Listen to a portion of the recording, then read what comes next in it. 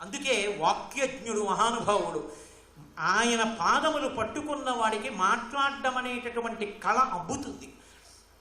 పైన కూర్చుని అన్నారు, ఒకానొకప్పుడు కోసల దేశాన్నంతటినీ కూడా అయోధ్య పట్టణాన్ని రాజధానిగా చేసుకుని పరిపాలించినటువంటి దశరథ మహారాజు గారికి ఉన్నటువంటి కౌసల్య, సుమిత్ర, కైకేయి అనబడేటటువంటి పత్నుల యందు సంతానము కలగకపోతే అశ్వమేధయాగం చేసి పుత్రకామేష్టి చేసి పుత్రకామేష్టి ఎందు ప్రసన్నుడైనటువంటి యజ్ఞపురుషుడిచ్చినటువంటి పాయస పాత్రలోని పాయసాన్ని భార్యలకి ధార్మికంగా పంచిపెట్టిన కారణం చేత దశరథ మహారాజు గారి యొక్క తేజస్సు వారి భార్యల యందు ప్రవేశించినప్పుడు ఫలదీకరణమై రామలక్ష్మణ భరత శత్రుఘ్నులు జన్మించి వారు దినదిన ప్రవర్ధమానమవుతున్నటువంటి సందర్భంలో రాముడికి యవ్వరాజ్య పట్టాభిషేకం చెయ్యాలని దశరథ మహారాజు గారు నిర్ణయం చేసుకుని ఉండగా ముందు రోజు రాత్రి కైకమ్మ నిగ్రహించి 14 సంవత్సరములు రామచంద్రమూర్తికి వనవాసము, అదే ముహూర్తానికి భరతుడికి పట్టాభిషేకము జరగాలని గట్టిగా పట్టుపడితే తప్పనిసరి పరిస్థితిలో సత్యమునందు నిలబడాలనేటటువంటి కుతూహలంతో దశరథ మహారాజు గారు వరాలిచ్చిన కారణం చేత ధర్మమునందు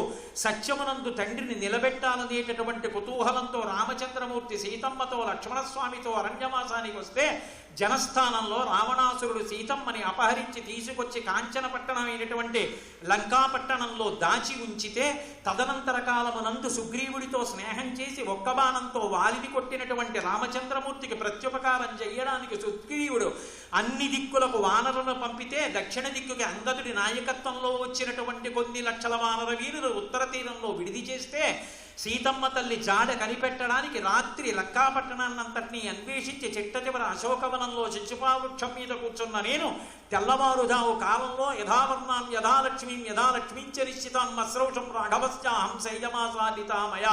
రామచంద్రమూర్తి సీతమ్మ ఎటువంటి రంగుతో, ఎటువంటి చీరతో, ఎటువంటి ఆభరణములతో, ఎటువంటి కాంతితో ఉంటుందని నాకు చెప్పారో అటువంటి సీతమ్మని చిచ్చుపావృక్షం కింద దర్శనం చేసి తరించి ఉన్నాను అని ఆగారు.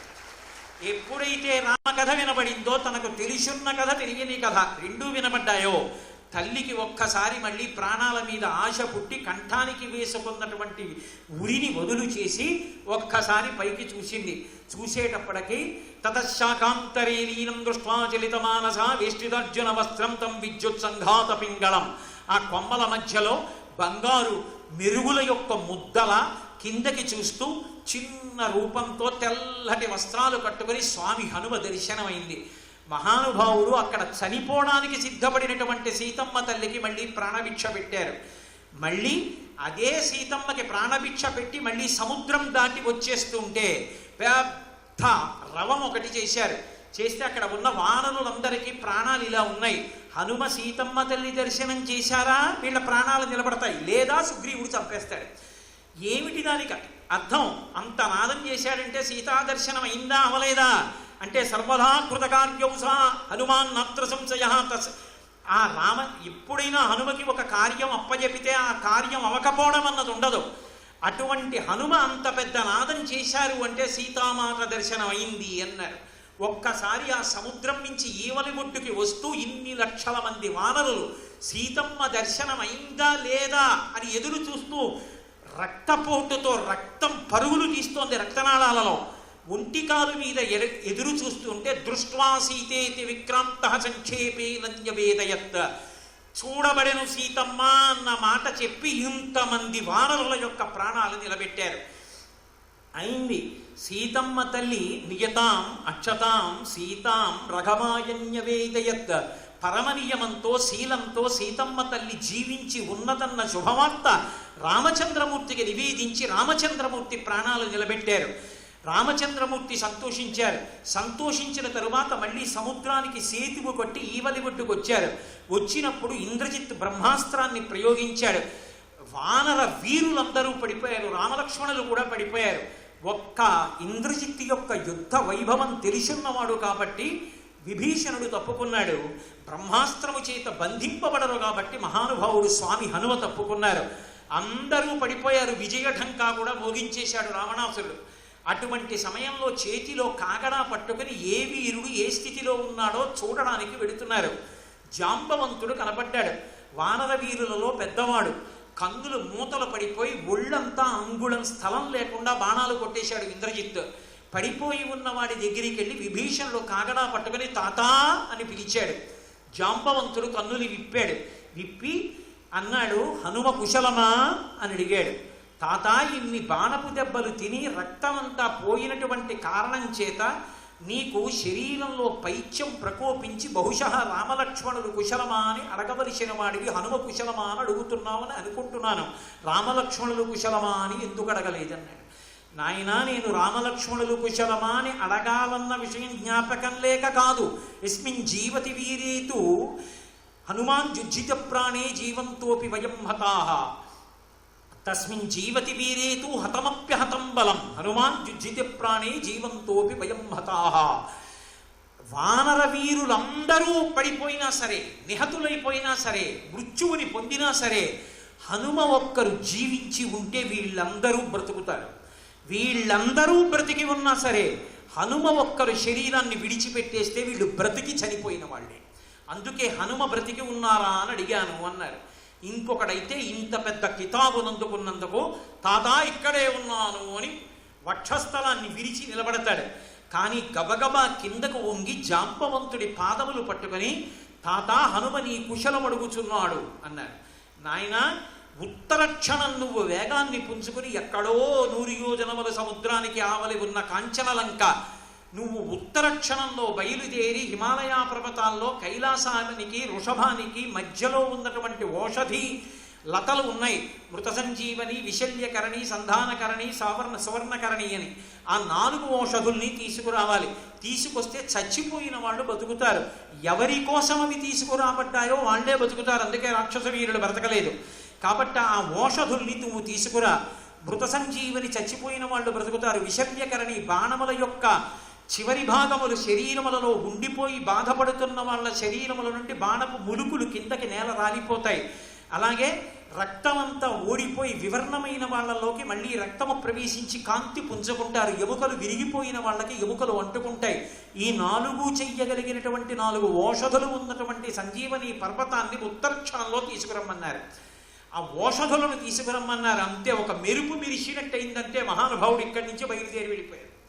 తిన్నగా వెళ్ళిపోయి కైలాస పర్వతం దగ్గర వాలితే ఆ కైలాస పర్వతానికి వృషభానికి మధ్యలో ఉన్నటువంటి సంజీవని పర్వతం తన ఓషధుల్ని ఇవ్వడానికి ఇష్టపడక ఓషధుల ప్రకాశాన్ని అణిచివేసి కనపడకుండా చేసింది.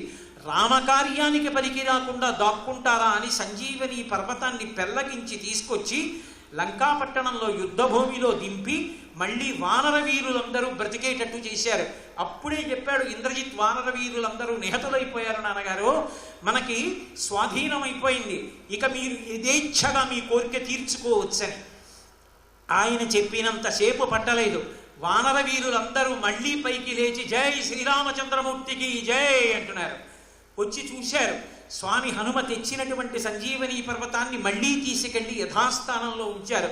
ప్రకృతిలో పరమేశ్వరుడు ఎక్కడ దేన్ని ఎలా ఉండాలని నిర్ణయం చేశాడో దాన్ని కార్యానికి వాడుకోవచ్చు తప్ప స్వార్థ ప్రయోజనంతో తెచ్చిన దాన్ని తెచ్చిన చోట వదిలేయడం నిర్లక్ష్యం. అందుకే దేశకాలానువృత్తిశ్చనయశ్చనయ పండిత, ఎక్కడ ఎలా ప్రవర్తించాలో తెలిసిన మహాపురుషుడు కనుక ఆయన వెంటనే సంజీవని పర్వతాన్ని మళ్ళీ తీసుకెళ్లి దాన్ని యథాస్థానమునందు ఉంచేశారు. ఉంచేసి తిరిగి వచ్చారు. ఆనాడు స్వామి హనుమ ఇంత కార్యాన్ని చేసి ఉండకపోతే వానర సైన్యం సమూలంగా నశించిపోయి ఉండేది. మహానుభావుడు హనుమ వలన మళ్ళీ వానర సైన్యం అంతా బతికింది, రామకార్యం నడిచింది. ఇంద్రజిత్తు నికుంభల హోమాన్ని పూర్తి చేస్తే ఇక ఆయన్ని పట్టుకోగలిగినటువంటి వాడు లేడు. అటువంటి వాడు నికుంభల హోమాన్ని పూర్తి చేసేస్తున్నాడు. పూర్తి చేస్తుంటే ఆయన మనసు దాని ఎందు నిలబడకుండా ఉండాలి అంటే ఏం చెయ్యాలి ఆలోచించి నల్లమేకని నోటితో పట్టుకుని చీల్చి దానిలో ఉన్నటువంటి రక్తమాంసములను హవిస్సుగా ఇస్తాడు. ఇచ్చాడా పూర్తయిపోతుంది. అలా ఇవ్వక మునిపే ఆ కూర్చున్నటువంటి స్థానము నుంచి లేచిపోయేటట్టుగా చెయ్యడం కోసమని అక్కడ ఉన్న రాక్షసులందరినీ పీడించారు. వాళ్ళందరూ చేసినటువంటి హాహాకారముల చేత మనసు నిలబడక ఇంద్రజిత్తు కూర్చున్నటువంటి స్థానంలోంచి వెళ్ళిపోయి హనుమతో యుద్ధం చేసి రాక్షసుల్ని రక్షించాలనుకున్నాడు. యజ్ఞం పూర్తవకుండా లేచిపోయాడు కాబట్టి లక్ష్మణస్వామి చేతిలో ఇంద్రజిత్తు నిహతుడు కాగలిగాడు. అంటే మళ్ళీ రామలక్ష్మణుల ప్రాణములు నిలబడి రామకార్యం సాధించడానికి వీలైనటువంటి రీతిలో ఇంద్రజిత్తు సంహరింపబడడానికి కావలసిన నేపథ్యాన్ని ఏర్పాటు చేసిన వారు కూడా స్వామి హనుమయే. చిట్ట చివర 14 ఏళ్లు పూర్తయిపోయిన తరువాత రామచంద్రమూర్తి తిరిగి రాకపోతే నేను సరయూ నదీ ప్రవేశం చేస్తానని ప్రతిజ్ఞ చేసినటువంటి భరతుడు 14 ఏళ్లు పూర్తయిపోతున్నాయి, రామచంద్రుడు రాలేదని బెంగ పెట్టుకుంటుంటే ముందు హనుమ వెళ్ళి పుష్యమీ నక్షత్రంలో రామచంద్రమూర్తి వచ్చేస్తున్నారని చెప్పి ఆ శుభవార్త భరతుడికి చెప్పి భరతుడు ప్రాయోపవేశం చెయ్యకుండా భరతుడి ప్రాణములు నిలబెట్టినటువంటి వారు మహానుభావుడైనటువంటి హనుమ. శ్రీరామాయణం అంతటా కూడా హనుమ ఎక్కడ కనపడతారో అక్కడ ప్రాణములు రక్షింపబడతాయి.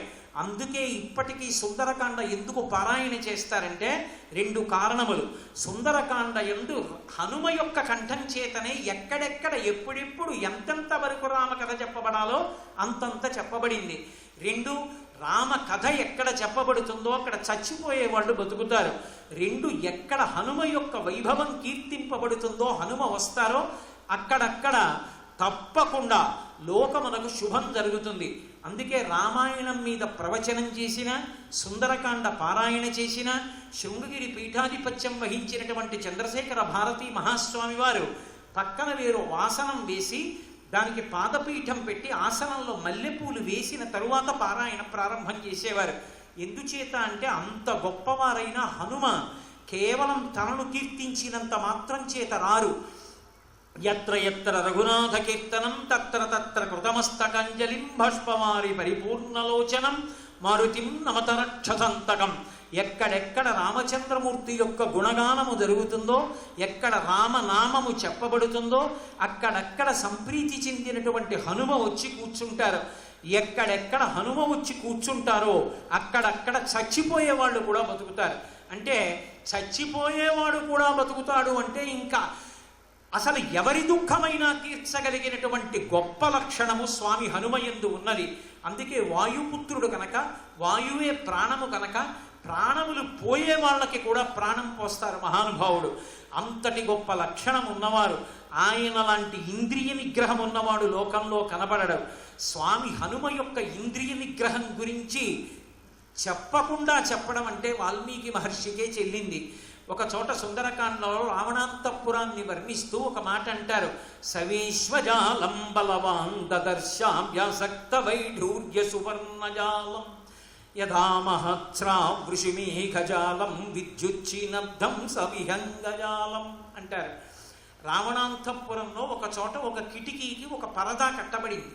ఆ పరదా ఎంత గొప్పగా ఉంటుందంటే ఆకాశంలో పక్షులు మేఘమండలం మీద ఎగిరితే ఎలా ఉంటుందో దాని జాలు కదిలితే అలా ఉంటుంది. ఆ ఒక్క కిటికీని చూడడానికి, కిటికీ జాలు చూడడానికి హనుమతల బలాన్నంతటినీ పెట్టి చూశారు. ఎందుకు కిటికీ జాలు చూడడానికి బలం ఎందుకు అంటే దాని వైపు చూసిన వాడు కన్ను తిప్పుకోలేడు. ప్రసాదమాలావిత తాం స్తంభై కంచనరాజతై శాతకుంభమైర్జాలై గంధర్వనగరోపమాం సంతతాం వివిధై వృక్షై అని అక్కడ లేని చెట్లు లేవు, అక్కడ లేని ఉద్యానవనాలు లేవు, అక్కడ లేని బంగారు మేడలు లేవు, అక్కడ లేని భోగాలు లేవు. అటువంటి చోట కూడా నచాకులీనా నచహీన రూపా న దక్షిణానానుపచారయుక్తా భార్యాభవత్తస్య నహీన సత్వా నచాపి కాంతస్య నకామనీయ. అక్కడ పడుకున్నటువంటి ఆడవాళ్ళందరూ కూడా ఉత్తమమైనటువంటి స్త్రీలు.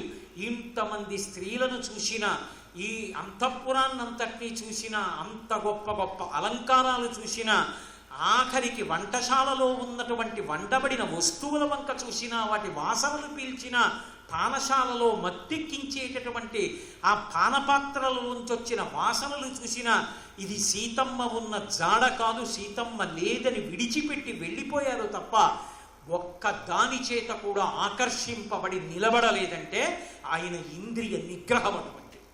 బ్రహ్మచారి అయినటువంటి హనుమ మహానుభావుడు, దేని చేత కూడా ఆయన మనసు విచలితము కాదు.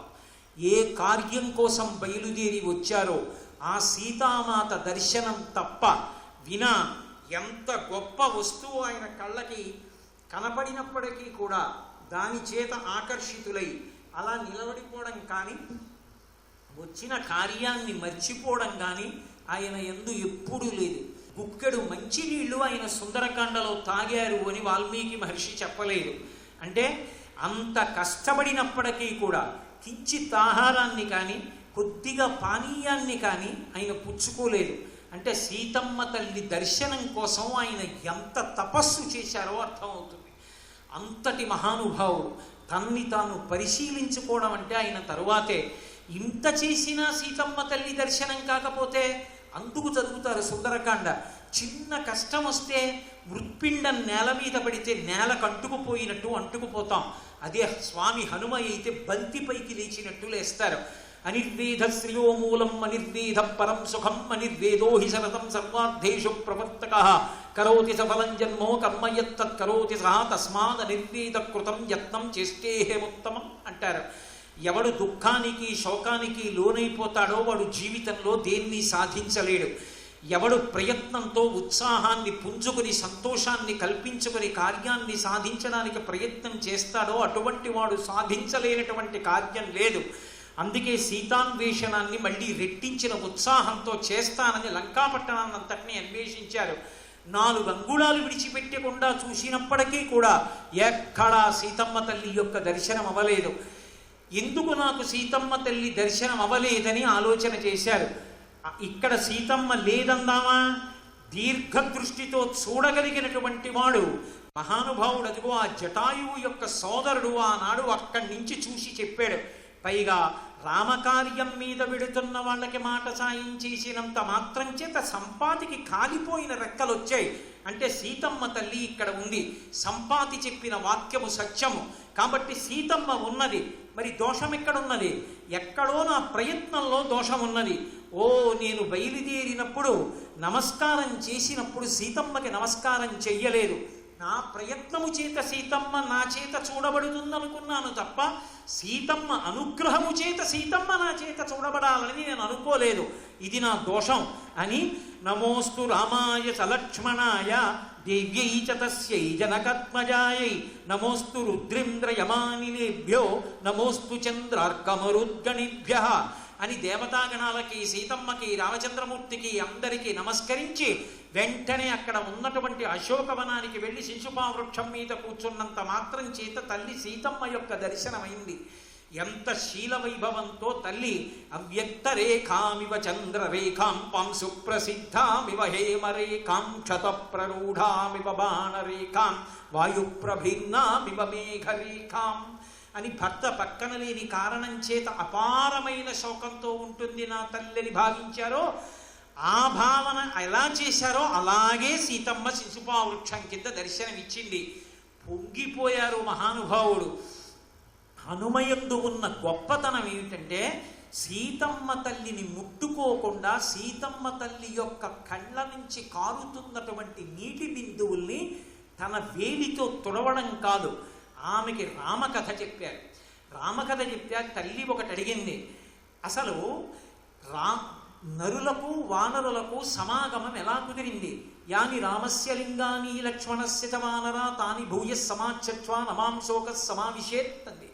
ఏది రాముడు ఎలా ఉంటాడో లక్ష్మణుడు ఎలా ఉంటాడో నాకు చెప్పు.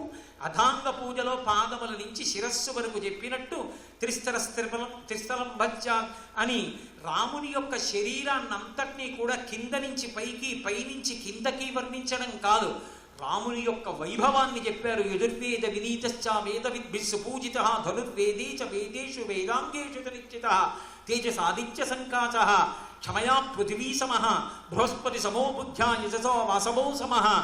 అమ్మా రక్షిత జీవలోకస్య ధర్మస్య పరిరక్షిత రక్షిత స్వస్య ధర్మస్య స్వజనస్య చ రక్షిత. తల్లి ఏం చెప్పమంటావమ్మా రామచంద్రమూర్తి యొక్క వైభవం గురించి? మరొక ఇంద్రుడమ్మా ఆయన. యజుర్వేదం బాగా తెలుసున్నవాడు, ధనుర్వేదం బాగా తెలుసున్నవాడు. రామత్ కమలపత్రాక్ష సర్వసత్వ మనోహర రూపదాక్షిణ్య సంపన్న ప్రసూత జనకాత్మజే. అమ్మ ఆయన మహానుభావుడమ్మా. ఆయన నేత్ర సౌందర్య వైభవం అలా ఉంటుందమ్మా. సమస్త ప్రాణులు రాముణ్ణి చూసినంత మాత్రం చేత వశపడతారమ్మా. త్రిస్థిరస్త్రిప్రలంభశ్చ త్రిసమ త్రిశుచోన్నత త్రితామ్ర త్రిశుస్నిగ్ధ త్రిచ అని ఏ 3 స్థిరంగా ఉంటాయో సాముద్రిక శాస్త్రాన్ని అనుసరించి రామచంద్రమూర్తి యొక్క మొత్తం శరీరాన్నంతటినీ వర్ణించేశారు.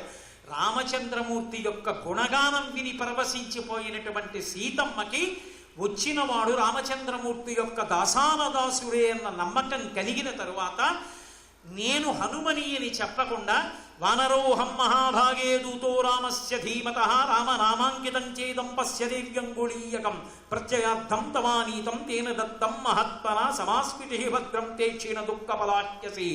అమ్మా, నీటితో నీ దుఃఖం పోయిందమ్మా, రామచంద్రమూర్తి చేతికున్న ఉంగరాన్ని అభిజ్ఞానంగా ఇస్తే పట్టుకొచ్చానమ్మా, ఇదిగో నీ చేతిలో పెడుతున్నానని రామచంద్రమూర్తి చేతి ఉంగరాన్ని సీతమ్మ తల్లి చేతిలో పెట్టినప్పుడు గృహీత్వా ప్రేక్షమాణా సా భర్తుక్కర విభూషణం భర్తారమివ సంప్రాప్త జానకీ ముదితాభవత్ అన్నారు మహర్షి.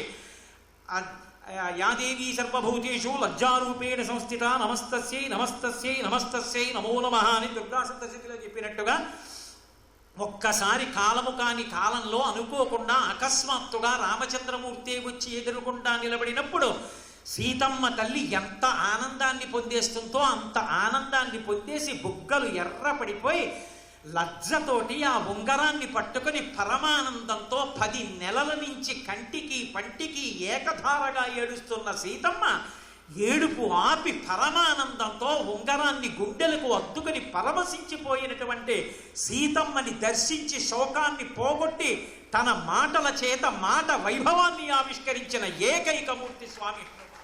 అంతటి వైభవాన్ని పొందిన వ్యక్తి వేరొకరు లేరు. అంతటి మహానుభావుడు తన మాటల చేత. అందుకే అంటారు సుందరకాండ చివరిలో రామచంద్రమూర్తి దగ్గరికి వెళ్ళి తతో మయా వగ్విదధీన భాషిత శివాభిరిష్టాభిరభిప్రసాదిత జగామ శాంతిం మమ మైథిలాత్మజా తవాపి శోకేన తథాపి పీడిత అంటారు. అమ్మా, అయ్యా రామచంద్ర ప్రభో, నేను నా మాటల చేత సీతమ్మ తల్లి యొక్క దుఃఖాన్నంతటినీ పోగొట్టాను. అయినా సీతమ్మ దుఃఖిస్తోంది. ఎందుకో తెలుసా? నీవు తన కొరకు దుఃఖిస్తున్నావని తాను దుఃఖిస్తోంది, నిన్ను సాకారంగా చూడాలని దుఃఖిస్తోంది తప్ప ఇప్పుడు నువ్వు రావేమోనన్న బెంగ కానీ, తనకి ఏదైనా కీడు జరుగుతుందేమోనన్న బెంగ కానీ ఇక సీతమ్మకు లేదు. నా మాటల వలన ఆమె శోకాన్ని పోగొట్టాను, సీతమ్మకి శాంతినిచ్చానన్నారు. స్వామి హనుమ యొక్క మాటల వలన శాంతి పొందిన సీతమ్మ యొక్క వైభవం ప్రకాశించిన సుందరకాండ పారాయణ చేసినంత మాత్రం చేత లోకంలో ఉన్న ఎవరికైనా శాంతి కలుగుతుంది. కాబట్టే ఇప్పటికీ ఏ ఆపద రానివ్వండి సుందరకాండ పారాయణ చేస్తారు. దానికి కారణం స్వామి హనుమ చెప్పినటువంటి శ్లోకం. అంతటి మహానుభావుడు. ఆయన యొక్క వాగ్వైభవము అసలు ఎవరూ కూడా ఆవిష్కరించలేనిది. ఎంత ధైర్యంతో మాట్లాడతారో. బ్రహ్మాస్త్రానికి కట్టుబడినట్టుగా నటించినటువంటి హనుమని తీసుకెళ్లి రావణ సభలో ప్రవేశపెడితే ప్రహస్తుడు మాట్లాడితే, నీతో మాట్లాడవలసిన అవసరమే ఉంది, నేను తిన్నగా రావణాసురుడితోనే మాట్లాడతానని పరమధైర్యంతో చెప్తారు. లక్షితేయం మయా సీత తథా శోకపరాయణ దృగ్యజాం అభిజానాసి పంచాస్య విపన్నగీం సుగ్రీవో నహిదేవోయం నాసురో నచరక్షసః నదానవో నగంధర్వో నయక్షో నజపన్నగః మానుషో రాఘవో రాజన్ సుగ్రీవస్య మహాత్మనః. రాముడు నరుడు, నువ్వు నరవానురుల చేత మరణించను అని వరాన్ని కోరుకోలేదుగా, కాబట్టి నరుడైన రాముడి చేతిలో మరణిస్తావు, వానరుడైన సుగ్రీవుడి చేతిలో మరణిస్తావు. సర్వం శ్రీ ఉమామహేశ్వర పరబ్రహ్మార్పణమస్తు. స్వస్తి.